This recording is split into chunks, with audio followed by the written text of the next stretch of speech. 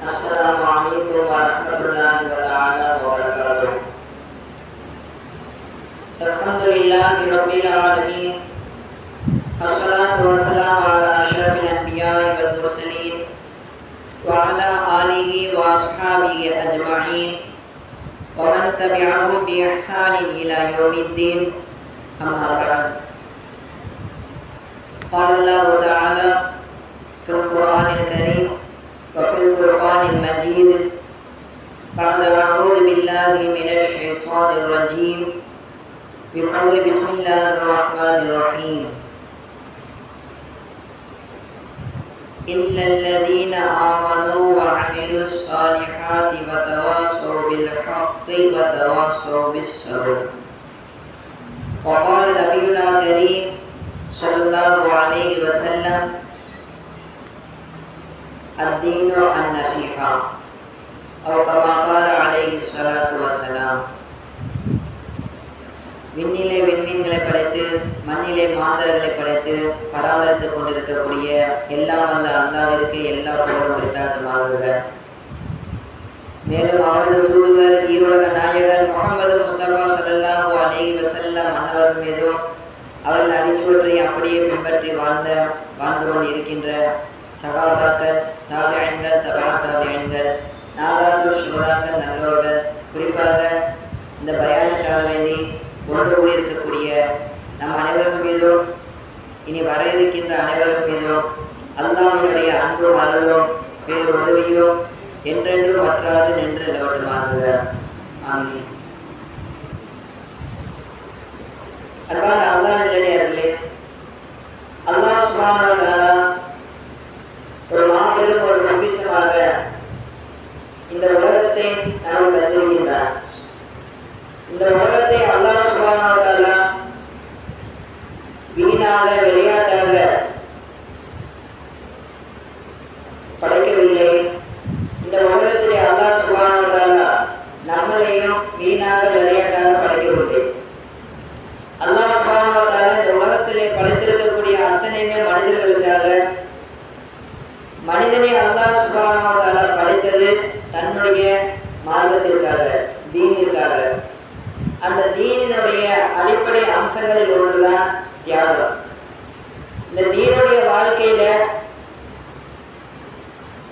அல்லாஹ் சுப்ஹானஹு வ தஆலா பலவிதமான தியாகங்களை எதிர்பார்க்கிறான். முதலாவதாக நாம் தீனுக்காக வேண்டி நேரத்தை செலவிடணும். அதை தொடர்ந்து தீனுக்காக வேண்டி செல்வங்களை செலவிடணும். இந்த தீனுக்காக வேண்டி நமது உடல் உழைப்புகளை நாம தியாகம் செய்யணும். இந்த தீனுக்காக வேண்டி நமது குடும்பங்களை தியாகம் செய்ய வேண்டிய நிலைமை வந்தால் அதையும் தியாகம் செய்யணும். இதற்காக வேண்டி நமது தொழில்துறைகள், நமது சௌகரியமான வீடுகள், நமது சொத்துக்களை எல்லாம் தியாகம் செய்ய வேண்டி வந்தால் அத்தனையும் தியாகம் செய்ய வேண்டி நாம் தயாராக இருக்கணும்.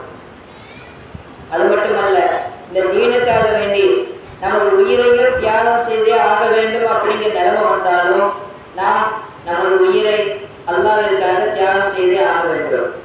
ஏன்னு சொன்னா அல்லாஹ் சுப்ஹானஹு வ தஆலா நம்மளை படைச்சது இந்த தீனுக்காக தான். இந்த தீனினுடைய அடிப்படை நாம் தெரிந்து கொள்வது அவசியமாக இருக்குது. கிடைத்திருக்கிற அல்லாஹ்வினுடைய அல்லாஹ் சுப்ஹானஹு வ தஆலா தான் இந்த முழு உலகத்திலேயும் நாம் பார்க்குற எல்லா படைப்புகளையும் படைச்ச ஒரே கடவுள், ஒரே இறைவன் அல்லாஹ் மட்டும்தான். அல்லாஹ் தவிர வேற யார்கிட்டையும், மற்ற யார்கிட்டையும் நாம் கையேந்தி கேட்கக்கூடாது. மற்ற யார்கிட்டையுமே நாம் கடவுளுங்கிற அந்தஸ்தை பெயரளவில் கூட நாம் சொல்லக்கூடாது. டாக்டர்கிட்ட போனால் கூட கடவுள் மாதிரி வந்து காப்பாற்றிட்டீங்கன்னு மாற்றார்கள் சொல்லுவாங்க. ஆனால் நாம் சொல்லக்கூடாது. கடவுள் அப்படிங்கிறத அல்லாஹ் ஒழுங்க மட்டும்தான். அவன் கீழே இறங்கி வரமாட்டான். ஏன்னு சொன்னால் அல்லாஹ் மிக உயர்ந்தவன். அல்லாஹ் கீழே இறங்கி வரணும்னு அவனுக்கு எந்த அவசியமும் இல்லை. அவன் இருக்கக்கூடிய இடத்துல இருந்தே நம்மளுடைய எல்லா நிலைகளையும் துல்லியமாக அவன் பார்த்து கொண்டு இருக்கிறான்.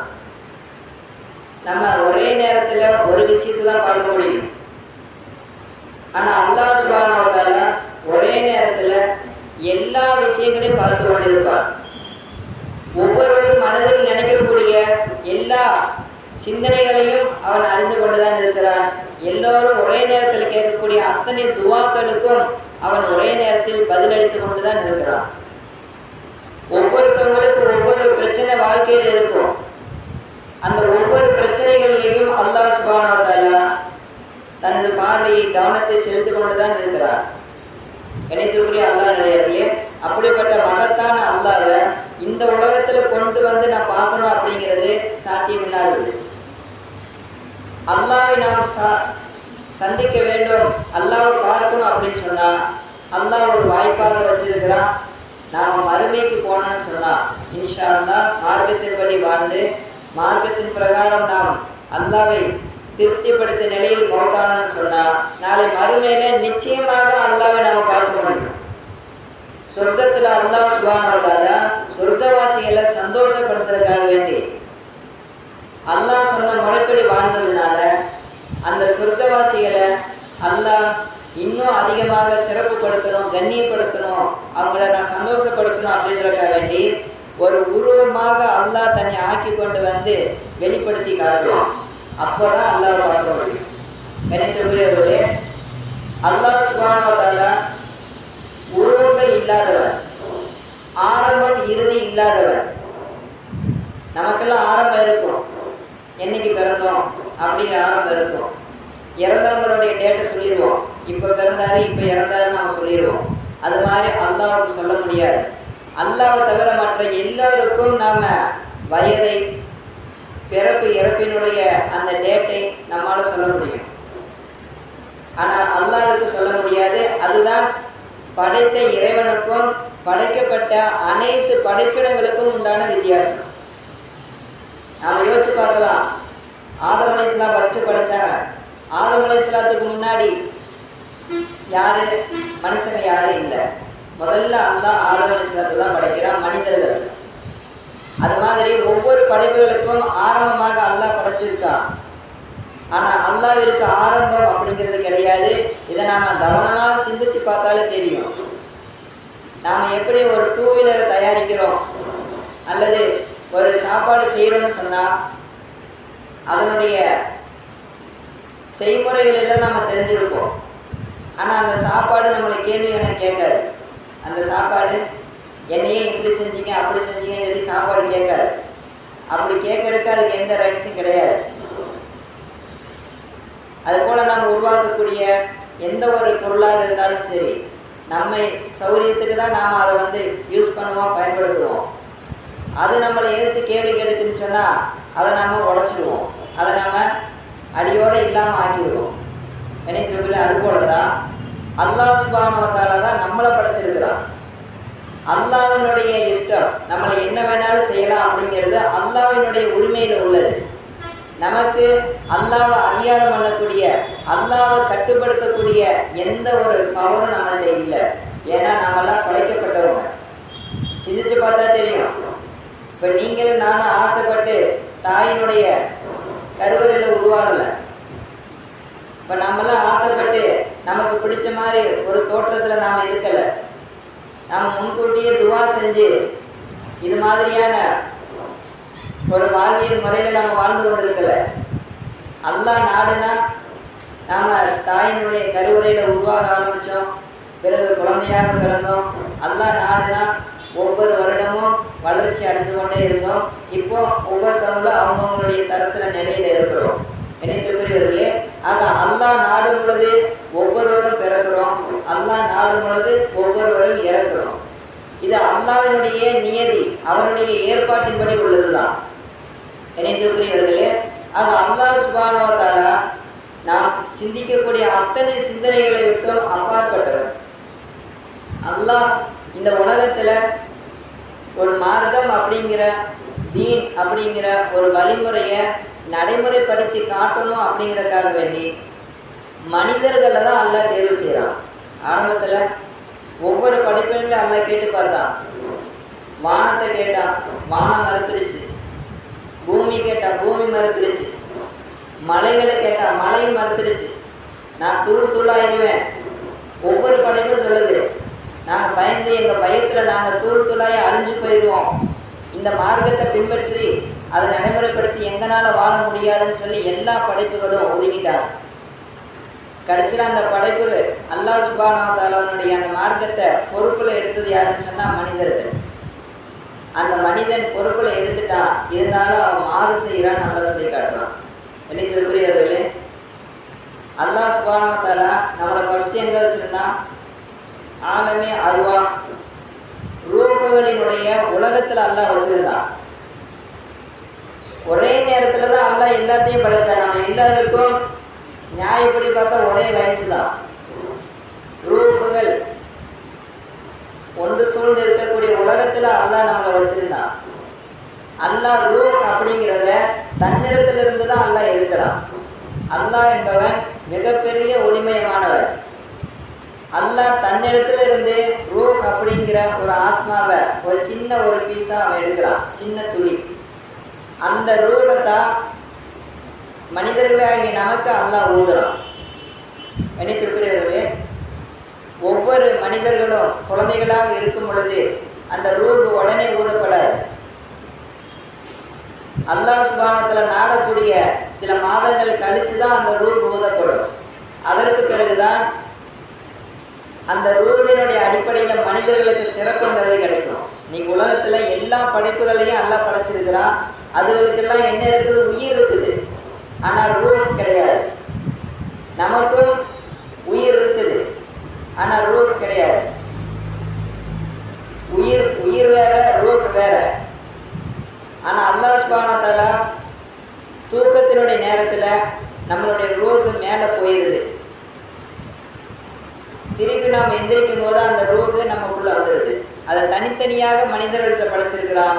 மற்ற படைப்புகளுக்கு அல்லாஹ் சுப்ஹானஹு வ தஆலா ஆத்மா அப்படிங்கிற உயிர் வாழ்றதுக்குண்டான அந்த உயிரை தவிர ரூஹ் அப்படிங்கிற ஒன்றை மற்ற படைப்புகளுக்கு கொடுக்காம மனிதர்களுக்கு மட்டும்தான் தந்திருக்கிறான்.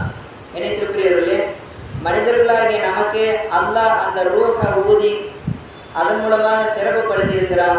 இப்லீஸ் அந்த ரூஹுக்கு தான் சஜ்தா செய்ய மறுத்தான். அல்லாஹ் பல மண்கள் கலந்த ஒரு களிமண்ணின் மூலமாக இந்த பூமியில் இருக்கக்கூடிய பல மண்களை கலவையாக அல்லாஹ் பயன்படுத்தி ஆதம் அலைஹிஸ்ஸலாம் மன்னவர்களை உருவாக்குறான்.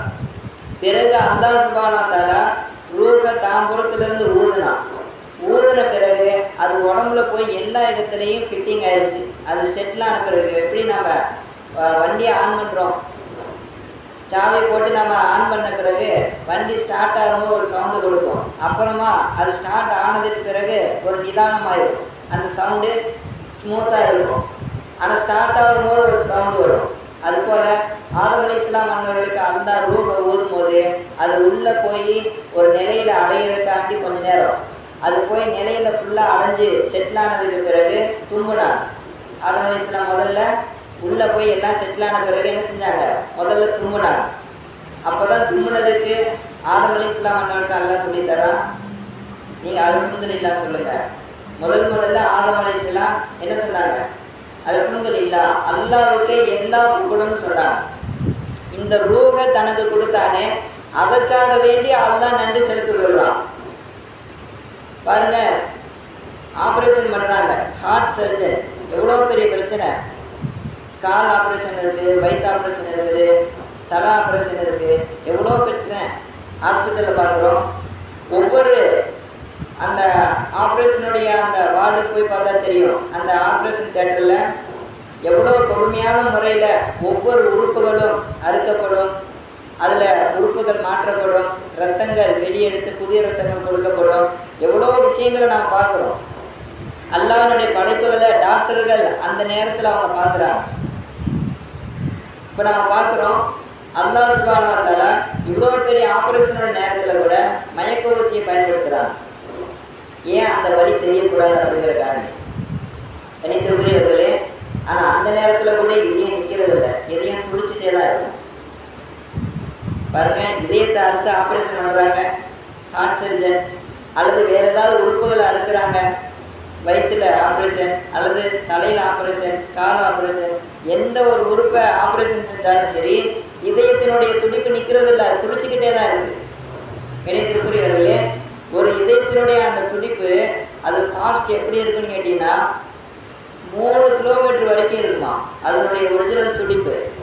அதனுடைய துடிப்பு 3 கிலோமீட்டர் வரைக்கும் அதனுடைய புஷ்ஷிங் அப்படிங்கிறது இருக்கும். அது தள்ளி விடக்கூடிய அந்த ஃபோர்ஸ் எப்படி இருக்கும்? 3 கிலோமீட்டர் வரைக்கும் இருக்கும். இப்போ அதை அல்லாஹ் சுப்ஹானஹு வ தஆலா நமக்கு அழகான முறையில் பயன்படுத்தி நம்ம உடம்புல செட்டில் பண்ணி தந்திருக்கிறான். அந்த செட்டிங் காரணமாகத்தான் இன்னைக்கு நம்மளுடைய உருவ அமைப்புகள்லாம் அழகாக இருக்குது நினைத்திருக்கிறீர்கள். ஆனால் பாருங்க, இவ்வளோ பெரிய பிரச்சனை ஆனாலும் அந்த இதய துடிப்பு நிற்கிறது இல்லை. அப்படி நின்றுச்சுன்னு சொன்னால் என்ன சொல்லிடுவாங்க டாக்டர்? இதய துடிப்பு நின்றுச்சுன்னா என்ன சொல்லுவாங்க? மௌத்தாயிட்டார். எவ்வளோ முயற்சி பண்ணோம், முடியல, கைவிரிச்சிடுவாங்க. முடிஞ்ச வரைக்கும் முயற்சி பண்ணோம், இதே நின்றுச்சு, இன்னும் 1 மணி நேரத்தில் இவர் இதே நின்றோம் அப்படின்லாம் சொல்கிறாங்க. நாங்கள் எவ்வளோ முயற்சி பண்ணோம், அதனுடைய பம்பிங் குறைஞ்சிக்கிட்டே வருது, லெவல் குறைஞ்சிக்கிட்டே வருது. எப்படியும் அவங்க இறந்துருவாங்க, இவ்வளோ நேரம் தான் உயிரோடு இருப்பாங்க, நாளைக்கு இறந்துருவாங்க, இன்னும் ஒரு 6 மணி நேரத்தில் இறந்துருவாங்க, எவ்வளோ நியூஸ்களை பார்க்குறோம். ஏன்? அந்த இதயத்தினுடைய துடிப்பு தான் அந்த உயிர் இருக்குதா இல்லையா அப்படிங்கிறத தீர்மானிக்குது. ஆனால் பாருங்க, ஆச்சரியமான விஷயம், தும்புனா மட்டும் இதயம் நின்றுது. நமக்கு தும்பல் வந்தால் மட்டும் இதயம் அந்த நேரத்தில் ஸ்டக்காகி நின்றுது. அந்த நேரத்தில் யாராவது பேசிக்கிட்டு இருந்தால் கூட காது கேட்காது, அது கட்டாயம் தான் திரும்ப கேட்கும். ஒருத்தர் நம்மகிட்ட பேசிகிட்டே இருக்கிறாங்க, விடாமல் பேசுகிறாங்க, நாம் அந்த நேரத்தில் தும்பிட்டோம்னு சொன்னால் அந்த தும்புற அந்த ஒரு செகண்ட், அந்த கேப்பில் அவங்க பேசுனது நம்ம கேட்டுருக்காரு. அந்த நேரத்தில் எல்லா உறுப்புகளுமே அவுட் ஆயிடும். சிந்திச்சு பார்த்தா தெரியும். அப்போ ஏன் தும்பல் வந்து அல்லாஹ்வின் புறத்திலிருந்து வருதுன்னு ஹதீஸில் பார்க்குறோம், கொட்டாய் விடுறது ஷைத்தான் புறத்திலிருந்து வருதுன்னு ஹதீஸில் பார்க்குறோம். தும்பல் வந்தால் அல்லாஹ்வுக்கு நன்றி செலுத்தணும், கொட்டாய் வந்துச்சுன்னா ஷைத்தான் விட்டு பாதுகாப்பு தேடணும். தும்பலுக்கு ஏன் நாம் நன்றி செலுத்துகிறோம்? இதயம் நின்றுச்சுன்னா உயிர் போயிடுச்சுன்னு அர்த்தம். என் உயிர் நின்னதுக்கு அப்புறம் திரும்பவும் அல்லாஹ் நமக்கு உயிரை கொடுத்து நம்மளை உயிரோடு வாழ வைக்கிறானே, அதுக்கு நன்றி செலுத்துறதுக்கு தான் அல்ஹம்துலில்லாஹ். அல்லாஹ்வுக்கே எல்லா பொருளும் நாம் நன்றி செலுத்துகிறோம். கண்ணியத்திற்குரியவர்களே, தும்பலுக்கான நன்றி செலுத்துதல் தான் அல்ஹம்துலில்லாஹ். ஏன் இதுக்கு மட்டும் இவ்வளோ பெரிய வழிமுறை நபி சொல்லி தர்றாங்க? காரணம் இதுதான். தும்புனா அல்ஹம்துலில்லாஹ் சொல்லணும், சத்தம் போட்டு சொல்லணும். அதை கேட்குறவங்க இரஹமுக அல்லாஹ் சொல்லணும். என்ன அர்த்தம்? அல்லாஹ் உங்களுக்கு ரஹ்மத் செய்வானாங்க அப்படின்னு கேட்குறவங்க சொல்லணும். உங்கள் உயிர் நின்றுச்சு, நின்ன பிறகு திரும்பவும் உங்களுக்கு வந்து ஆன் ஆயிடுச்சு, அல்லாஹ் வந்து நாடிட்டான், உயிர் திரும்ப வந்துருச்சு, நீங்கள் அல்லாஹ்வை புகழ்ந்துட்டீங்க. அப்போ நாமளும் அதுக்கு நன்றி செலுத்தணும், அவங்களுக்கு துவா செய்கிறோம், அல்லாஹ் உங்களுக்கு ரஹ்மத் செய்வானாக, அருள் புரிவானாக. அதை கேட்டவர் திரும்பவும் நாம் அவருக்கு துவா செஞ்சதுனால அவர் நமக்காண்டி துவா செய்யணும். இதெல்லாம் ஹதீஸில் நபி அவங்க சொல்லித்தரக்கூடிய வழிமுறை. எஹ்தீக்கு முன்னாக சொல்லியிருக்கும், அல்லாஹ் சுப்ஹானஹு வ தஆலா உங்களுக்கு நேர்வழி காட்டுவானாக, உங்களது நிலைமைகளை எல்லாம் சீராக்குவானாக. எவ்வளோ அருமையான துவா. அதற்கு பிறகு கேட்குறவங்க ஆமீன் சொன்னால் போதும். கண்ணியத்திற்குரியவர்களே, எவ்வளவு அழகான வழிமுறை. இவ்வளோ பெரிய இந்த தும்பலினுடைய நிலைமையை நாம் தொழுகையில் மட்டும் சொல்லிடக்கூடாது, தொழுகும் பொழுதும் சொல்லக்கூடாது, அசுத்தமான இடத்துல இருக்கும் பொழுதும் சொல்லக்கூடாது. பாத்ரூமில் இருக்கோம், கழிவறையில் இருக்கிறோம், இந்த மாதிரி அசுத்தமான இடத்துல இருக்கும்போது நாம் அல்லாஹ்வை புகழக்கூடாது, அல்லாஹ்வுடைய திக்ரை செய்யக்கூடாது. ஏன்னா அல்லாஹ்வை நாம் கண்ணிய குறைவாக பண்ணுற மாதிரி ஆகிடும். முடிஞ்ச வரைக்கும் அந்த இடத்த விட்டு சீக்கிரமாக விலக பார்க்கணும். பாத்ரூமை சுத்தம் பண்ணுறதா இருந்தாலும் கூட விரைவான முறையில் சீக்கிரமாக சுத்தம் பண்ணிவிட்டு அங்கேருந்து வெளியே வர பார்க்கணும். வெளியே வந்துட்டு என்ன செய்யணும்? அல்லாஹ் நினைவு கூறக்கூடிய தஸ்பீகளை ஓதணும், குர்ஆனை ஓதணும், அல்லாஹ்வுடைய பெயர்களை அதிகமாக சொல்லணும். நபி ஸல்லல்லாஹு அலைஹி வஸல்லம் பண்ணவங்க அதான் சொல்லி காட்டினாங்க. கழிவறையிலிருந்து வெளியே வரப்போகும்போது என்ன செய்யணும்? குஃப்ரானக, ஏன் அல்லாஹ் உன்னிடத்துல நான் மன்னிப்பு கேட்குறேன், மன்னிச்சிடு. ஏன்னு சொன்னால் நான் கழிவறையில் இருந்தேன், அந்த நேரத்தில் உன்னை நான் நினைக்கல, அந்த நினைக்காம இருக்கிறதுக்கு நான் மன்னிப்பு கேட்குறேன்.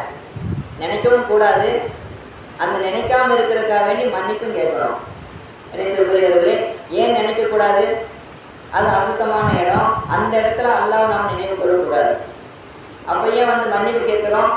உலகத்தில் வாழும் பொழுது ஒரு சிறிது நேரம் அல்லாவை நினைக்காம அந்த நேரத்தை கழிச்சோம்ல, அதற்காக வேண்டி அல்லாட்ட மன்னிப்பு கேட்குறோம். நபியவங்க கற்றுத்தர வழிமுறை. அன்பான அல்லாஹ் நல்லடியார்களே, நாம் சிந்திச்சு பார்க்கணும். அல்லாஹ் சுப்ஹானஹு வ தஆலா பல அற்புதங்களை இந்த உலகத்தில் வெளிப்படுத்தி காட்டுறான். நாம தான் அதை சிந்திச்சு பார்க்கணும். சிந்திக்காம ஏனோ தானோ நாம் வாழ்ந்துட்டு போறதில்ல, எந்த அர்த்தமும் கிடையாது. மறுமையில சும்மா வாழ்ந்து சும்மா மௌத்தானோம் அப்படின்னு சொன்னா எவ்வளோ பெரிய வேதனை அனுபவிக்கிறோம் அப்படிங்கிறத நாம் சிந்திச்சு பார்க்கணும். அதை நாம் இந்த உலகத்தை வாய்ப்பாக பயன்படுத்தி மிகவும் துல்லியமான முறையில் மறுமைக்கு சாதகமாக பயன்படுத்தி மட்டும் வாழ்ந்துட்டோம்னு சொன்னால் நாளை மறுமையில் நம்மளோட அதிர்ஷ்டசாலி வேறு யாருமே இருக்க முடியாது. நினைத்திருக்கிறவர்களே, ஒவ்வொரு உம்மத்தையும் அல்லாஹ் சுப்ஹானஹு வ தஆலா பல வழிகளில் அவன் சோதிச்சு கொண்டே இருந்தான். இறுதியாக படைக்கப்பட்ட உருவாக்கப்பட்ட சமுதாயம் உம்மத்து தான் நாமெல்லாம். நமக்கு பிறகு புதிதாக ஒரு வேதம் இறங்காது, புதுசாக எந்த நபியும் வரமாட்டாங்க. இதற்கு முன்னால் வந்த நாயகம் முஹம்மது ஸல்லல்லாஹு அலைஹி வஸல்லம் அண்ணவங்க தான் இறுதி நபி. அவங்களுக்கு அல்லாஹ் கொடுத்த வேதம் குர்ஆன் தான் இறுதி வேதம். இப்போ ஈசா அலைஹிஸ்ஸலாம் அண்ணவர்கள் வாழும் பொழுது அவர்களுக்கு அல்லாஹ் ஒரு பொறுப்பை தந்திருந்தான். அந்த பொறுப்பை அது அவங்களுடைய காலத்தில் நிறைவேற்ற முடியலை. அல்லாஹ் சுப்ஹானஹு வ தஆலா அவங்க ரசூலா வச்சிருந்தா, ரசூலா இருக்கக்கூடிய ஒவ்வொருத்தவங்களும் அவங்க கடமையை நிச்சயம் நிறைவேற்றியே ஆகணும். அல்லாஹ் இல்லாட்டி அந்த பூமியை அழிச்சிடுவான். நபிமார்களுக்கு அடுத்த அந்தஸ்து தான் ரசூல்மார்கள். அந்த விளக்கெல்லாம் உங்களுக்கு தெரிஞ்சிருக்கும். மனிதர்களோட சிறந்தவங்க நபிமார்கள். நபிமார்கள்ங்கிறவங்க அவங்களுக்கு வகி வரும். அல்லாஹ்வின் இடத்திலிருந்து வானவர்கள் தூதத்தை கொண்டு வந்து கொடுத்து கொண்டே இருப்பாங்க. நபிமார்கள்லேயே உயர்ந்த அந்தஸ்து உள்ளவங்க தான் ரசூல்மார்கள். அப்போ நபிமார்களை ஒருத்தவங்க கொலை செஞ்சுட்டாங்கன்னு சொன்னா அதற்காக வேண்டி பதிலுக்கு அந்த மக்களை உடனே அல்லாஹ் அழிக்க மாட்டான், கொலை செய்ய மாட்டான். ஆனா ரசூலா இருக்கக்கூடிய ஒருத்தரை மக்கள் கொலை செய்ய நினைச்சு முன் வந்துட்டாலே போதும், அவங்களை கண்டிப்பா அல்லாஹ் அழிச்சிடுவோம். அந்த அடிப்படையில் ஈசா அலைஹிஸ்ஸலாம் அவங்களை கொல்றதுக்காக வேண்டி யூதர்கள் எல்லாம் வந்துட்டாங்க, ஒன்று கூடிட்டாங்க. ஆனா அல்லாஹ் கொல்ல விடாம அவங்களை உயர்த்திட்டான். ஆனா அவங்கள இன்னும் அழிக்காம வச்சிருக்கிறான். இன்னைக்கு அந்த யூதர்கள் உயிரோடு வாழ்ந்துட்டு இருக்கிறாங்களே, இதுக்கெல்லாம் காரணம் என்னன்னு சொன்னா ஈசா அலைஹிஸ்ஸலாம் அவங்களை அழிக்கணும் அப்படின்றதுக்காண்டி தான். இணைத்திருக்கிறவர்களே, ஒவ்வொரு ரசூல்மார்களுக்கும் ஒரு பொறுப்பு அல்லாஹ் தந்திருந்தா அதை நிச்சயமாக உலகம் முழுவதும் அவங்க கட்டாயம் நிறைவேற்றி ஆகணும். அப்போ ஈசா அலைஹிஸ்ஸலாம் அண்ணவங்க மீண்டும் வரணும். முழு உலகத்தையும் அவங்க நபி ஸல்லல்லாஹு அலைஹி வஸல்லம் அண்ணவர்கள் பிரகாரம் வாழ்ந்து அதை சீரமைச்சு காட்டுவாங்க. இந்த வேதத்தின் குர்ஆனின் படி தான் அவங்களும் வாழ்ந்து காட்டுவாங்க. இணைந்திருக்கிறவர்களே, அப்போ ஈசா அலைஹிஸ்ஸலாம் வர்றதுக்கு முன்னாடி, உலகம் அழியறதுக்கு முன்னாடி நாம வாழ்ந்து கொண்டு இருக்கிறோம். இப்போ நம்மளுடைய கடமை என்னங்கிறத நம்ம சிந்திச்சு பார்க்கணும். அல்லாஹ் நம்மளை படைச்சதனுடைய நோக்கம் இதுதான். அல்லாஹ்வர்களே, வீண் விளையாட்டாக அல்லாஹ் இந்த உலகத்தை படித்து சும்மா சுற்றி கொண்டே இருக்கல. இந்த பூமி தண்ணியும் சுற்றிக்கிட்டு சூரியனையும் சுற்றி வந்துக்கிட்டே இருக்குது. ஒரு நூல் கூட அது இடம் மாறாமல் சரியான நேரத்தில் சரியான அந்த நொடியில் அந்த அளவுக்கு கரெக்டாக அது தன்னுடைய கோட்டில் அது சுற்றி கொண்டே இருக்குது. காலங்காலமாக சுற்றி கொண்டே இருக்குது. இது ஒன்று வீண் விளையாட்டாக அல்லாஹ் செய்யலை. அல்லாஹ்வினுடைய நாட்டம் எப்போ வருதோ, உலகத்தை அழிக்கணும்னு முடிவு பண்ணுறானோ அந்த நேரத்தில் இது ஒவ்வொன்றுமே பிளந்து கொண்டு கீழே விழுந்துடும். வானமெல்லாம் தூள் தூளாயிடும். மலைகள் எல்லாம் நொறுங்கி கீழே விழுந்துடும். எந்த பூமியும் இருக்காது, பூமியினுடைய எந்த பகுதியுமே இருக்காது. முதல் சூறு ஊதப்படும் பொழுதே எல்லா படைப்புகளுமே அழிக்கப்பட்டுரும். பிறகு தாமதிச்சு அல்லாஹ் மீண்டும் மறுசூரை ஊத சொல்லுவான். அப்போ ஊதப்படும் பொழுதுதான் மௌத்தா இருக்கிற அத்தனை பேர்களும் திரும்பவும் கபரிலிருந்து எந்திரிச்சு அல்லாஹ் நோக்கி வருவாங்க. அல்லாஹ் ஒவ்வொருத்தவங்களையும் தனித்தனியாக விசாரிப்பான். யாரு சீக்கிரமாக மறுமையில கபரிலிருந்து எந்திரிச்சு அல்லாஹ் கிட்ட போறாங்களோ அவங்க அந்த அளவுக்கு சிறப்பானவங்களாக இருப்பாங்க, அந்த அளவுக்கு வேதனையிலிருந்து தப்பிக்கக்கூடியவங்களாக இருப்பாங்க. எப்படி இன்னைக்கு ரேஷன் கடையில் இன்னைக்குள்ள வாங்கினாதான் சலுகைன்னு சொல்லிட்டா கியூவில் போய் எல்லாம் நிற்க ஆரம்பிச்சிடுவாங்க. அந்த கியூவில் யார் முன்னாடி போகிறாங்களோ அவங்க முன்னாடி வாங்கிட்டு வந்துடுவாங்க. அடுத்தடுத்து தாமதமாக நிற்கிறவங்க நின்றுக்கிட்டே இருப்பாங்க ரொம்ப நேரமாக இங்கே வாங்குற வரைக்கும். அதுபோலத்தான் நாளை மறுமையில் ஆக அவங்கவுங்களுடைய அமல்களுக்கு ஏற்ற அளவுக்கு விரைவாக எந்திரிக்கக்கூடியவங்களாக இருப்பாங்க. நாம் சீக்கிரமாக எந்திரிக்கக்கூடிய நபர்களாக இருக்கணும்னு சொன்னால் நாம் அதிகமாக தீனின் படி வாழக்கூடியவங்களாக இருக்கணும். மார்க்கம் சொல்லித்தருது, படைத்த அல்லாஹ் ஒருத்தனை மட்டும்தான் வணங்கணும். அல்லாஹ் ஒருத்தன் தான் கடவுள். அல்லாஹ்விட்ட தான் நம்ம எதுவாக இருந்தாலும் கேட்கணும், உதவி கேட்கணும், நம்மளுடைய கஷ்ட நஷ்டங்கள் அனைத்தையும் சொல்லணும். எல்லாம் நீ எந்த நோக்கத்திற்கு படைச்சிருக்க, இப்போ நான் இருக்கக்கூடிய நிலையில என்னென்ன செய்யணும்னு எதிர்பார்க்கிற அப்படின்னு அல்லாஹ்ட்ட கேட்டோம்னா அல்லாஹ் நமக்கு வழிகாட்டுவான். அல்லாஹ் எதன் மூலமாக வழிகாட்டுவான்? அதுக்கு தான் குர்ஆனையும் ஹதீஸையும் தந்திருக்கான். குர்ஆன் அல்லாஹ்வே டைரக்டாக பேசுனது. நாம் அல்லாஹ்ட்ட பேசணும்னு ஆசைப்பட்டோம்னா குர்ஆன் எடுத்து ஓதணும், குர்ஆனுக்கான விளக்கத்தை எடுத்து படிக்கணும், நமக்கு ஐடியா கிடைக்கும். ஹதீஸ்களை எடுத்து படித்து பார்க்கணும். அதனுடைய ரோல் மாடல் குர்ஆன் படி நபி அவங்க வாழ்ந்து காட்டிட்டாங்க. என்னுடைய மெனு ஒரு இருக்கும். ஒரு ஃபேன் வாங்குகிறோம், மிக்சி வாங்குறோம்னு சொன்னால் அதனுடைய படைப்பை பற்றி, அதை எப்படி பயன்படுத்தணும், ரிப்பேர் ஆச்சுன்னா என்னென்ன செய்யணும் அப்படிங்கிற ஒரு கார்டு அட்டையை தந்திருப்பாங்க அந்த பாக்ஸ்லேயே வச்சு. அது மாதிரி இந்த உலகத்தில் எப்படி வாழணும், என்னென்ன பிரச்சனை வந்தால் எப்படி நடந்துக்கணுங்கிறத அல்லாஹ் குர்ஆன் மூலமாக நமக்கு வேதமாக தந்துட்டான். அதை செயல்படுத்தி காட்டுறதுக்காக வேண்டி நாம் எக்ஸிபிஷன்லாம் பார்த்துருப்போம். செயல்படுத்தி காட்டுறதுக்காக வேண்டி ஒருத்தர் ட்ராமா பண்ணி காட்டணும். அது மாதிரி அல்லாஹ் சுப்ஹானஹு வ தஆலா குர்ஆன் படி வாழ்றதுக்கு நபி ஸல்லல்லாஹு அலைஹி வஸல்லம் அண்ணவங்களை நமக்கு தந்தான். நபி அவங்க குர்ஆன் படி அப்படியே வாழ்ந்து காட்டினாங்க. அதான் நமக்கு தெரியும். ஆயிஷா ரலியல்லாஹு அன்ஹா அவங்கள்ட்ட போய் கேட்டாங்க, நபி அவங்களுடைய குணம் என்ன, அவங்க எப்படிப்பட்ட குணம் கொண்டவங்க? கல்யாணத்தை போய் எல்லாம் விசாரிப்பான், மாப்பிள்ளை எப்படி, பொண்ணு எப்படி விசாரிப்பான்.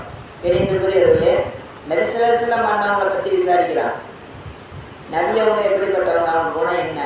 ஆயிஷா ரலியல்லாஹு அன்ஹா சொல்றாங்க, கான குல்குஹு அல் குர்ஆன். பிரபலமான ஹதீஸ் நமக்கெல்லாம் தெரியும்.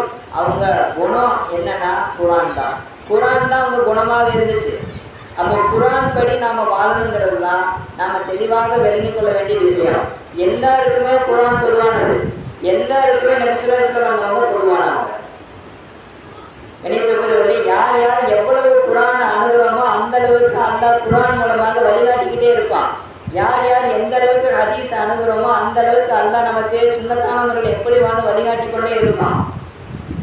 அல்லாஹ்விடையார்களே, இந்த உலகத்தில் நாம் வாழ்வதற்கு உண்டான சாதனங்களாக வழிமுறைகளாக அல்லாஹ் நமக்கு தந்திருக்கிறது தொழுகை. அதே போல மறுமையினுடைய சிந்தனையை நாம் பயன்படுத்தக்கூடிய குர்ஆனுடைய சபைகள் நடக்கக்கூடிய மஜ்லிஸ்கள், இப்போ நடக்கக்கூடிய இந்த வாராந்திர பயானாக இருக்கட்டும், குர்ஆனுடைய தஃப்சீர் எங்கெங்கெல்லாம் நடக்குதோ அதுவாக இருக்கட்டும், ஜும்மா பயான், இது போல் என்னென்ன ப்ரோக்ராம் நடந்தாலும் குர்ஆனுடைய விளக்கத்தை தரக்கூடிய சபைகள் அனைத்துமே நமக்கு நலவு நாடக்கூடியது தான். அதை நம்ம அதிகம் பயன்படுத்திக்கணும். என்னைத்திருக்கிறவர்களே, முஸ்னத் அஹ்மது அப்படிங்கிற ஒரு ஹதீஸ் கிதாபில் வருது. நாம் எல்லாம் எப்படி இருக்கணும்? இம்மையை நேசிக்காம மறுமையை நேசிக்கக்கூடியவங்களாக இருக்கணும். அது சம்பந்தமாக அந்த ஹதீஸில் வருது. ஹதீஸில் வரக்கூடிய வாசகத்தை அப்படியே படிக்கிறோம். எவர் இம்மையை நேசித்தாரோ அவர் தனது மறுமையை நாசமாக்கி விட்டார். எவர் மறுமையை நேசித்தாரோ அவர் தனது இம்மையை நாசமாக்கினார். எனவே நீங்கள் அழியக்கூடியதை விட்டுவிட்டு அழியாததற்கு முயற்சி தாருங்கள், முன்னுரிமை கொடுங்கள் என்பதாக நாயகம் ஸல்லல்லாஹு அலைஹி வஸல்லம் அன்னவர்கள் குறிக்காட்டுறார். நாம் சிந்திச்சு பார்க்கணும், எவ்வளவு அழகான ஒரு ஹதீஸ். இந்த உலகத்தை நாம் நேசித்தோம்னா நம்ம மறுமையை நாசமாக்கிடுவோம். ஏன்னா இந்த உலகத்தினுடைய சிந்தனையிலே வாழ்ந்துட்டு இருக்கோம். வியாபாரம் பண்ணணும், சம்பாதிக்கணும், வீடு கட்டணும், நிறைய பணம் சேர்க்கணும், காரு பங்களா, எல்லாத்துக்கு முன்னாடி நான் பதவி வாங்கணும், வெளியால எல்லாருமே தெரியணும். நினைத்திருக்கிறவர்களே, உலகத்தை மட்டுமே நேசித்தோம்னா உலக சிந்தனையில தான் நாம் இருப்போம், மறுமையை நாசமாக்கிடுவோம். இதே மறுமையுடைய சிந்தனை நாம் வாழ்ந்தோம்னு சொன்னால் மறுமைக்காக வேண்டி நம்ம கவனமாக தயாரிப்பு பண்ணிட்டு இருக்கோம், உலகத்தை நாசமாக்கிடுவோம். ஆனால் அவங்க தான் புத்திசாலி. நபி அவங்க இப்போ என்ன சொல்கிறாங்க, நீங்கள் அழிஞ்சு போகிற இந்த உலகத்துக்கு ஏன் முக்கியத்துவம் கொடுக்குறீங்க? அழியாத அந்த உலகத்துக்கு முக்கியத்துவம் கொடுத்து நீங்கள் உஷாராக தயாராக அதுக்காக வேண்டி உங்கள் வாழ்க்கையை வாழுங்கன்னு சொல்கிறாங்க. நினைத்துக்குரியவர்கள், குர்ஆனுடைய ஒரு வசனம் யூனுஸ்ங்கிற சூறால 62, 64வது அத்தியாயத்தில் வருது. வசனத்தில் நான் பார்த்தா தெரியும். அல்லாஹ் சொல்லி காட்டக்கூடிய வாசகத்தை அப்படியே படிக்கிறேன். அறிந்து கொள்ளுங்கள், எவர்கள் ஈமான் கொண்டு பாவங்களிலிருந்து ஒதுங்கி இருப்பார்களோ அவர்கள் நிச்சயமாக அல்லாஹ்வின் நேசர்கள் ஆவார்கள். அவர்களுக்கு எவ்வித அச்சமும் இல்லை, அவர்கள் துக்கப்படவும் மாட்டார்கள். அவர்களுக்கு இவ்வுலக வாழ்க்கையிலும் மறுமையிலும் நன்மாராயம் உண்டு. அல்லாஹ் சொல்லி காட்டுறான் பாருங்க. கவனமாக கேளுங்க, நல்லாவே சொல்கிறான். சொல்லும் போதே அல்லாவும் சொல்கிறான் கவனமாக கேளுங்க அப்படின்னு சொல்லிட்டு அல்லாஹ் சொல்கிறான். இந்த உலகத்தில் நம்ம அல்லாஹ்வை நம்பணும், நபி ஸல்லல்லாஹு அலைஹி வஸல்லம் பண்ணவங்களை அல்லாஹ்வுடைய தூதர் அப்படின்னு நம்ம நம்பணும். இதுதான் எங்களோட வழிமுறைங்கிறதுல நம்ம கொள்கையில் உறுதியாக இருந்து பின்பற்றி வாழணும். ஈமான் கொள்றதுன்னா அல்லாஹ் நம்புறதோடு நின்றக்கூடாது. ஏன்னா ஈமானுக்கு 70க்கும் மேற்பட்ட கிளைகள் இருக்குது. ஈமானை நாம் முழுசாக அடைஞ்சிட்டோம் அப்படின்றதுக்கான அடையாளம் என்னென்ன இருக்கோ அத்தனையுமே நாம் செய்யணும். அதே சமயம் ரெண்டாவதாக அல்லாஹ் சொல்லக்கூடிய ஷர்த்து என்ன, நிபந்தனை என்ன, பாவங்களிலிருந்து நாம் ஒதுங்கி இருக்கணும். பாருங்க, பாவங்களிலிருந்து ஒதுங்கி இருந்தாலுமே நாம் அல்லாஹ்வுடைய நேசராயிடும். நன்மைகளை செய்கிறது ஒரு புறம், பாவங்களை செய்யாமல் இருக்கிறது ஒரு புறம். அல்லாஹ் ஒவ்வொரு உறுப்பையும் எதுக்கு படைச்சானோ, கண் அல்லாஹ் எதுக்கு படைச்சானோ அதை மட்டும்தான் பார்க்கணும். கைகள் அல்லாஹ் எதுக்கு படைச்சானோ அதைகளை மட்டும்தான் செய்யணும். பாவமான செயல்கள் செய்யக்கூடாது. வாய் அடுத்தவங்களை திட்டுறது, ஏசி பேசுறது, புறம் பேசுறது, கோல் மூட்டுறது, அடுத்தவங்களை வேதனை தர்ற மாதிரி, கண்ணிய குறைவு ஏற்படுத்துகிற மாதிரி வார்த்தைகளை நம்ம சொல்றது, இணையத்துக்குரியவர்களே, இதெல்லாம் நாவால் நடக்கக்கூடிய தீமைகள். இதையெல்லாம் விட்டு நாம் தவிர்த்து இருக்கணும். அப்படி நாம் தவிர்த்து இருந்தோம்னு சொன்னாவே இந்த உறுப்புகளால் நடக்கக்கூடிய பாவத்தை விட்டு நாம் பாதுகாத்துக்கிட்டாலே நாம் இறை நேசர்களாக மாறிடுவோம். இவங்களை பார்த்து அல்லாஹ் என்ன சொல்றான், நிச்சயமாக இவங்கெல்லாம் அல்லாஹ்வின் நேசர்கள் ஆவார்கள். அவங்களுக்கு எந்த விதமான அச்சமும் இருக்காது, துக்கமும் இருக்காது. அல்லாஹ் இங்க சொல்லக்கூடிய வார்த்தைகளுடைய நோக்கம் என்னன்னு சொன்னா, அடுத்து என்ன நடக்குமோ ஏது நடக்குமோன்னு தெரியலையேன்னு சொல்லி ஒரு பயம் இருக்குமில்ல, அந்த மாதிரி எந்த பயமும் இருக்காது. அதே மாதிரி துக்கமும் இருக்காதுன்னு சொல்லி காட்டுறாங்கன்னா, துக்கத்துக்கு என்ன அடையாளம், இதுக்கு முன்னாடி நடந்ததை வச்சு நாம் கவலைப்படுவோம். அடுத்து என்ன நடக்க போதோ அப்படின்னு சொல்லி நாம் பயப்படுறோம். அந்த மாதிரியான பயம் அவங்களுக்கு இல்லைன்னு நல்லா சொல்கிறான். ஈமான் கொண்டு பாவங்கள்ந்து தவிர்த்து வாழ்ந்தவங்களுக்கு மறுமையில் அவங்களுக்கு என்ன இல்லை, மறுமையில் மட்டும் அல்லாஹ் சொல்லலை, இந்த உலகத்துலேயும் மறுமையிலையும் அல்லாஹ் சொல்லி காட்டுறான். அடுத்து எனக்கு என்ன ஆகுமோ, இன்றைக்கி நிறைய பேர் என் கல்யாண நிலைமை என்ன ஆகுமோ, என் ஃப்யூச்சர் என்ன ஆகுமோ, என் எதிர்காலம் அடுத்தடுத்துன்னு எப்படி போகுமோ தெரியலேன்னு சொல்லி கவலைப்படுறாங்க. அல்லாஹ் சொல்கிறான், ஈமான் கொண்டு பாவங்கள்லேருந்து நீங்கள் தவிர்த்து வாழுங்க, அடுத்து என்ன நடக்க போகுது அப்படிங்கிறத நினச்சி உங்களுக்கு பயமே இருக்காதுன்னு அல்லாஹ் சொல்கிறான். அப்போ நம்ம பயப்படாமல் நிம்மதியாக வாழணும்னு சொன்னால் ஈமான் கொள்ளணும், பாவத்தை விட்டு நம்ம தவிர்த்துக்கணும். ரெண்டாவது அல்லாஹ் என்ன சொல்கிறான், அவங்களுக்கு எந்த கவலையும் இருக்காது. கவலைன்னா என்ன, நடந்ததை நினச்சி கவலைப்பட்டுருக்கோம். அன்றைக்கி இப்படி ஆகி போச்சு, நான் இது செஞ்சிருக்கக்கூடாது, எனக்கு இப்படி நடந்து போச்சு அப்படி நடந்து போச்சு நினச்சி நம்ம கவலைப்பட்டுக்கிட்டே இருக்கிறது. அல்லாஹ் என்ன சொல்கிறான், ஈமான் கொண்டு பாவங்கள்லேருந்து தவிர்த்து இருக்கிறவங்களுக்கு கவலையும் நான் கொடுக்க மாட்டேன், நடந்ததை நினச்சி அவங்க துக்கப்பட்டுக்கிட்டேவும் இருக்க மாட்டாங்கன்னு நல்லா சொல்கிறான். ரெண்டு உலகத்துலேயும் அவங்களுக்கு நன்மாராயம் இருக்குன்னு சொல்கிறான். இங்கேயும் நமக்கு சிறப்பு இருக்குது, மறுமையிலையும் சிறப்பு இருக்குது. இணைத்திருக்கிறவர்களே, அப்படிப்பட்டவங்களாக நாம் வாழ ஆரம்பிக்கிறோம்.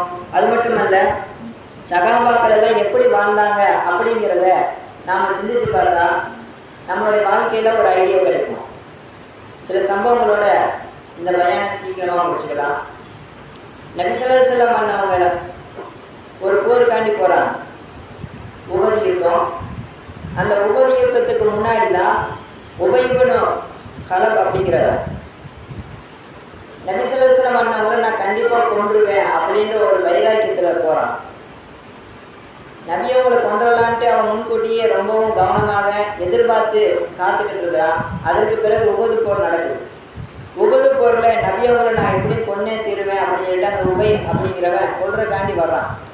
நபி அவங்களை கொல்ல வர்றாங்கிறத முஸ்அப் இப்னு உமைர் ரலியல்லாஹு அவங்க கவனிச்சிடறாங்க. முஸ்அப் இப்னு உமைர் ரலியல்லாஹு அவங்க நபி அவங்க கூடயே தான் இருக்கிறாங்க. நபிக்கு யாரும் எந்த ஒரு தாக்குதலும் பண்ணிடக்கூடாதுன்ட்டு அந்த போருக்கு நடுவில் நம்ம உயிரை கொடுத்து நபியை காப்பாற்றணும்னு கவனமாக அவங்க நபி அவங்களை சுற்றியே பக்கத்தில் இருந்துக்கிட்டே சண்டை போட்டுட்டு இருக்காங்க. நபி கிட்டே இருந்தே சண்டை போட்டுட்டு இருக்காங்க. அந்த நேரத்தில் நபியை கொள்றதுக்காண்டி அந்த உபை இப்னு கலப் வந்ததுமே முஸஅப் இப்னு உமைர் ரலியல்லாஹு அவங்க ஊடால பொங்குறாங்க. நபியை கொள்ள வரும்போது இவங்க தன்னுடைய உடம்ப ஊடால போய் வச்சதுமே அவரை முஸஅப் இப்னு உமைர் அவங்கள கொள்றான். பிறகு நபி ஸல்லல்லாஹு அலைஹி வஸல்லம் பண்ணவங்க அந்த உபையை கொலை செஞ்சிடறாங்க. நபி அவங்க கையால் அவன் கொல்லப்படுறான். ஆனால் பாருங்க, இங்கே நம்ம சிந்திக்க வேண்டிய விஷயம் என்ன, நபி அவங்களோட உயிரை எப்படியாவது பாதுகாக்கணுன்றக்காக வேண்டி நம்ம உயிர் போனாலும் பரவாயில்லன்னு சொல்லி முஸஅப் இப்னு உமைர் ரலியல்லாஹு அவங்க தன்னுடைய உயிரை கொடுத்தாங்க. இது சாதாரண விஷயம் கிடையாது, உயிரை கொடுக்கறது கிடையாது. இப்போ இவங்களை அடக்கம் செய்யப்படும் பொழுது யார் அடக்கம் செய்கிறாங்க? அந்த நேரத்தில் அப்துல் ரஹ்மான் இப்னு அவுஃப் ரலியல்லாஹு அன்ஹு அவங்க வந்து அடக்கம் செய்யக்கூடிய நிலைமையில இவங்களும் கிட்டக்க இருக்கிறாங்க. அப்போ அவங்க சொல்கிறாங்க, பின்னால் அவங்களுக்கு சாப்பாடு வந்து வைக்கப்பட்டது. அந்த சாப்பாடு சாப்பிடக்கூடிய நேரத்தில் அவங்களுக்கு இவங்களை அடக்கம் செஞ்ச அந்த சிந்தனை வருது.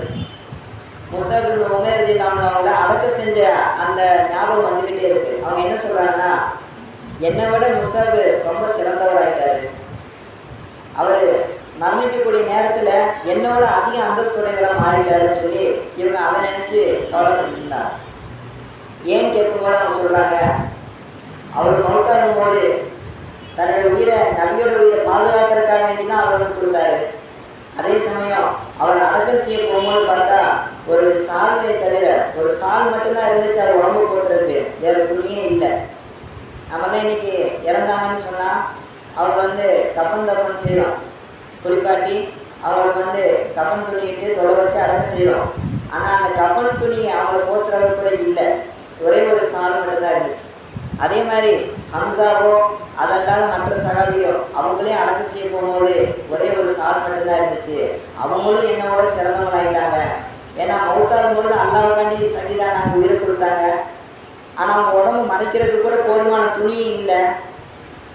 இப்போ நான் வந்து இந்த உலகத்தில் எல்லா சிறப்புகளையும் கொடுக்கப்பட்டு நான் சந்தோஷமாக உலகத்தில் எல்லாத்தையும் அனுபவிச்சுட்டேன், அதனால மறுமையில எனக்கு எந்த ஒரு சௌகரியம் இல்லாமல் போயிருமோ நினச்சி பயப்படுறேன்னு சொன்னாங்க.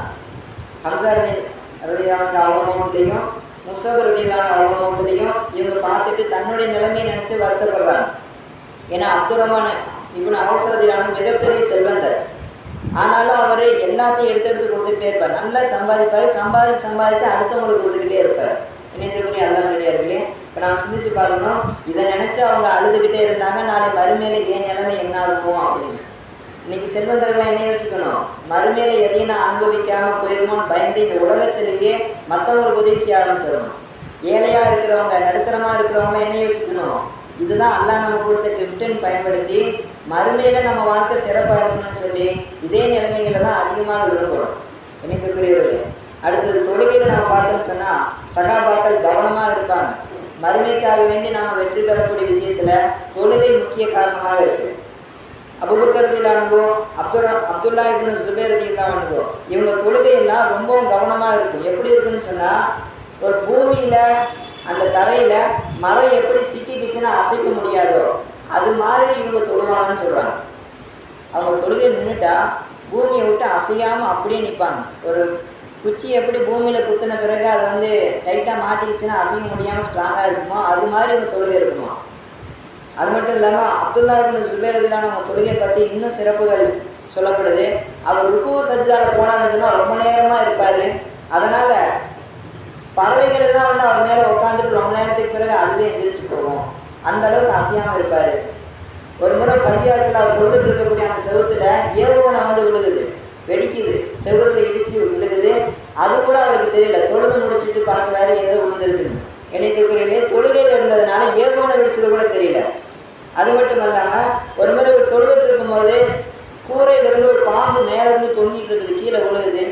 அது கடைசியில் கீழே விழுந்து அவங்க பையனையே அது சுற்றிக்கிச்சு, பையனையே அந்த பாம்பு சுற்றிக்கிச்சு. சுற்றி இருந்த சகாபாக்கெல்லாம் அதை பார்த்துட்டு பாம்பை விட்டு விளக்கி விடுறாங்க, பாம்பை விரட்டி அடிக்கிறாங்க. ஆனால் என்ன நடந்துச்சுன்னு இவருக்கு தெரியல. தொழுது முடிச்சுட்டு ஏதோ சத்தம் ஓட்ட மாதிரி இருந்துச்சு, என்ன சத்தம் கேட்குறாரு. இணைத்தொகுதியிலே மற்றபடி என்ன நடந்துச்சுன்னு தெரியாத அளவுக்கு தொழுகையில் கவனமாக இருந்தாங்க. இன்னைக்கு நம்ம தொழுகிறோமான்னு சிந்திச்சு பார்க்கணும். இணைத்தொகுதி அல்லாஹ் நல்லடியார்களே, நேரம் குறைவாக இருக்குது, ஆனால் விஷயங்கள் நிறையாக இருக்குது. அதனால் நம்ம ஒவ்வொருத்தவங்களும் மறுமைக்காக நேரங்கள் அதிகமாக கொடுக்கணும். உஸ்மான் ரலியல்லாஹு அன்ஹு அவங்க ஒரு ரக்காத்திலேயே முழு குர்ஆனை ஓதி தொழுவாங்க. டெய்லி இரவு நேரத்தில் குர்ஆன் ஓதுவாங்க. ஒரே ரக்காத்தில் முழு குர்ஆனை ஓதுவாங்கன்னு சொன்னால் அப்போ அவங்க வாழ்க்கை ஃபுல்லாக எப்படி வாழ்ந்துருக்கிறாங்க? அதிகமாக தொழுதுகிட்டே இருப்பாங்க.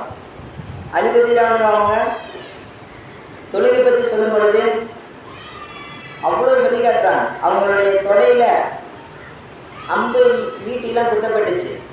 அப்பெல்லாம் இப்போ இருக்க மாதிரி மயக்க மருந்தெல்லாம் கிடையாது, மயக்க ஊசியெல்லாம் கிடையாது. அதுக்கு அவங்க மதுபானத்தை பயன்படுத்தக்கூடியவங்களாக அந்த காலத்தில் மக்கள் இருந்தாங்க. ஆனால் இஸ்லாத்தில் மதுன்றது ஹராம். ஆனால் அதுக்கு பதிலாக என்ன செஞ்சாங்க சகாபாக்கள்? தொழுகையில் நிற்பாங்க. நான் தொழுக ஆரம்பிச்சிடுறேன், நீங்கள் என்ன பண்ணணும் பண்ணிக்குவேன்றோம். இப்போ தொழுகையில் அவங்க தக்பீர் கட்டி நின்னதுக்கப்புறம் அவங்க காலில் இருக்கக்கூடிய அம்பை அப்படியே உருகிடுவாங்க. அதில் தையல் போட்டுருவாங்க, கட்டு போட்டுருவாங்க. ஆனால் என்ன நடந்துச்சுன்னா அவங்களுக்கு தெரியாது. அப்போ அவங்க தொழுகை எப்படி இருந்திருக்கு? இல்லையா? இறுதி மூச்சு போகும்போது கூட உமர் ரலியல்லாஹு அன்ஹு அவங்க என் தொழுகை என்னாச்சு, மக்கள் எல்லாம் தொழுகையில் கவனமாக தொழுதாங்களான்னு சொல்லி தொழுகையை பற்றி தான் விசாரிக்கிறாங்க. உயிர் போக போகிற நேரத்தில் கூட முதுகில் குத்திட்டாங்க. தொழுதுட்டு இருக்கும்போது முதுகில் கத்தியால் பல குத்தி அவங்கள கொலை செய்கிறாங்க. அந்த நேரத்தில் கூட மயக்கத்திலிருந்து எந்திரிச்ச பிறகு என்ன சொல்கிறாங்க? தொழுகை என்னாச்சு, எல்லாரும் மக்கள்லாம் தொழுதுட்டாங்கன்னா தொழுகை பற்றி கேட்டாங்க. நினைக்கக்கூடியவர்களே, தொழுகை அவ்வளோ முக்கியமானது. மார்க்கத்தை பின்பற்றுவதில் தான் இந்த உலகத்திலையும் மறு உலகத்திலையும் வெற்றி இருக்குது. அது அல்லாஹ் சுப்ஹானஹு வ தஆலா நம் அனைவருக்கும் ஈரோலகத்திலையும் வெற்றி பெறக்கூடிய வாய்ப்பை தந்தவனாக. எதை கேட்டோமோ எதை சொன்னோமோ அதை அமல் செய்ய அந்த தௌஃபீக் செய்வானாக. வாஹு தஆலா அல்ஹம்துலில்லாஹி ரப்பில் ஆலமீன். அஸ்ஸலாமு அலைக்கும் வரஹ்மத்துல்லாஹி வ பரகாத்துஹு.